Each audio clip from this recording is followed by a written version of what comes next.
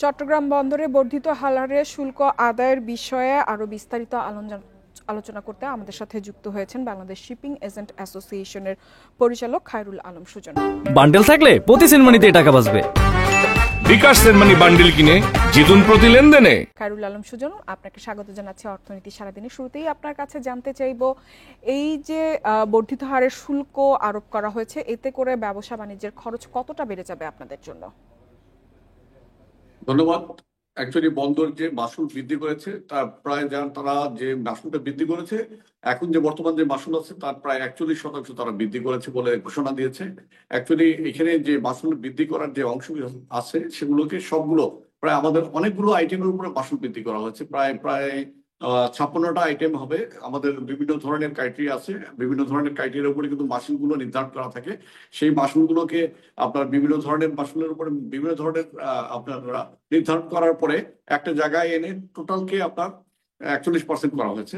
কোনো কোনো ক্ষেত্রে দেখা গেছে সেটি 100 এবং 100-র উপরেও কিন্তু বৃদ্ধি করা হয়েছে, পার্সেন্টেজের উপরে বৃদ্ধি করা হয়েছে। তো সর্বসাকুল্যে এটাকে 41% যেটা করা হচ্ছে সেটা কিন্তু আমাদের যে বর্তমান যে মাসুল আছে তার থেকে অনেক প্রায় অর্ধেকের পরিমাণ মাসুল বৃদ্ধি করা হয়েছে বলে আমাদের একটি ধারণা। তার যে এটির যে বিরূপ প্রভাব পড়বে সেটির কথা বলছেন, সেইটা আসলে আমরা যে মাসুলটা বৃদ্ধি করা হয়েছে, আমরা কিন্তু মাসুল যে এটা পেমেন্ট দেওয়া হয় সেই পেমেন্টটা কিন্তু আমরা ডলারের মাধ্যমে পেমেন্ট করা হয়। এই যে 86 সালের পরে যে মাসুলটা বৃদ্ধি করা হয়েছে বলবো এই প্রথম। অ্যাকচুয়ালি 86 সালে যখন মাসুলটা বৃদ্ধি করা হয় বা মাসুলটা নির্ধারণ করা হয় তখন ডলারের রেট ছিল 31.40 টাকা, আর বর্তমানে সেই ডলারের রেট কিন্তু প্রায় 122 টাকার উপরে। অর্থাৎ ইতিমধ্যে কিন্তু 4 গুণের উপরে অটোমেটিকলি মাসুল কিন্তু বৃদ্ধি হয়ে গেছে। তো এই মাসুল বৃদ্ধির সাথে যদি নতুন করে যে মাসুলটা বৃদ্ধি হবে, সেই মাসুলের বৃদ্ধির হার কিন্তু অনেক বেশি চাপ আমাদের যে অর্থনীতিতে আমাদের যে আমদানিকারক যারা আছেন তাদের উপরে বর্তাবে। পাশাপাশি যারা আমাদের রপ্তানিকারক আছেন তাদের উপরে কিন্তু এই আমদানির যে মাসুলের যে বৃদ্ধি, রপ্তানির যে মাসুল বৃদ্ধি সেটির উপরে অনেক বেশি চাপ বৃদ্ধি হবে। এবং এই চ্যালেঞ্জগুলো মোকাবেলা করে আমাদের যারা আমদানিকারক আছেন, রপ্তানিকারক আছেন, তাদেরকে কিন্তু এই ব্যবসাগুলো তাদের পরিচালনা করতে হবে। পাশাপাশি আমরা যারা শিপিং লাইন আছি, আমরা কিন্তু এই যে টাকাগুলো পরিশোধ করি সাধারণত আমদানিকারক বা রপ্তানিকারক থেকে কিন্তু এই তার ফ্রেটের বাবদ কিংবা জাহাজ ভাড়া বাবদ যেই আমরা ফ্রেটটা পাই তার উপরে কিন্তু আমরা এই বন্দরকে সেই মাসুলগুলো দিয়ে থাকি। আলটিমেট আমাদের যারা আমদানিকারক আছেন, রপ্তানিকারক আছেন, তাদের উপরে কিন্তু এই মাসুল বৃদ্ধির যে প্রভাব সেটা কিন্তু পড়বে। বিশেষ করে আরেকটি জিনিস আমি বলতে চাই, সেটি হলো আমাদের যারা আমদানিকারক আছেন তারা কিন্তু আমদানির যে পণ্যগুলো আসে সেগুলো কিন্তু আমাদের ভোক্তা পর্যায়ে যারা একেবারে মার্ট লেভেল পর্যন্ত যারা আছেন তাদের কিন্তু এগুলোকে এই আমদানি পণ্যের সাথে কিন্তু তারা কিন্তু ক্রেতা এবং ভোক্তা, এইটা কিন্তু তাদের উপর প্রভাব পড়বে। দ্বিতীয়ত হলো আরেকটি জিনিস হলো আমাদের রপ্তানির উপর একটি আরো বেশি বেশি প্রভাব পড়বে। সেটি হলো খায়রুল আলম, আপনিও যেরকমটা বলছিলেন সেক্ষেত্রে আমি আপনার কাছে একটু জানতে চাইবো, 23টি খাত অন্তর্ভুক্ত করা হয়েছে। এর মধ্যে উল্লেখযোগ্য খাত কোনগুলো রয়েছে? বিশেষ করে আমাদের জনসাধারণের নিত্য প্রয়োজনীয় খাত কোনগুলা এই খাতের যুক্ত হয়েছে, যেগুলোর কিনা মূল্য বাড়তে পারে সামনে?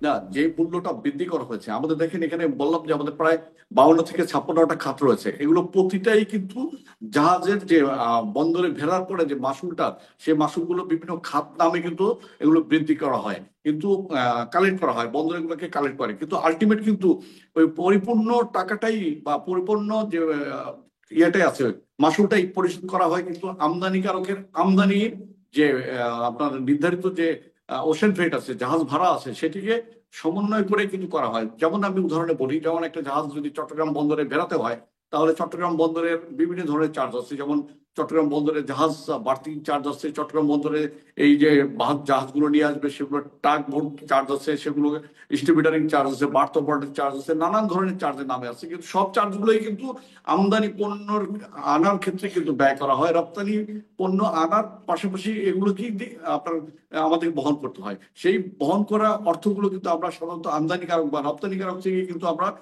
নিয়ে পরিশোধ করে থাকি। তো এই যে আমদানিকারক এবং রপ্তানিকারক থেকে যে আমরা যে অর্থটা আমরা কালেক্ট করি, এটিকে পুরোটাই বন্দরকে পরিশোধ করতে হয়। তো এই বন্দরকে পরিশোধ করার পরে আলটিমেট আমদানিকারকের কিন্তু পণ্যের যে ভ্যালু সেটা কিন্তু দাম বেড়ে যাবে এবং সেটির চাপ যেমন তাদের পড়বে, রপ্তানিকারক হলো তেমনি। খায়রুল আলম সবুজ, আমাদের সাথে যুক্ত হওয়ার জন্য আপনাকে অসংখ্য ধন্যবাদ।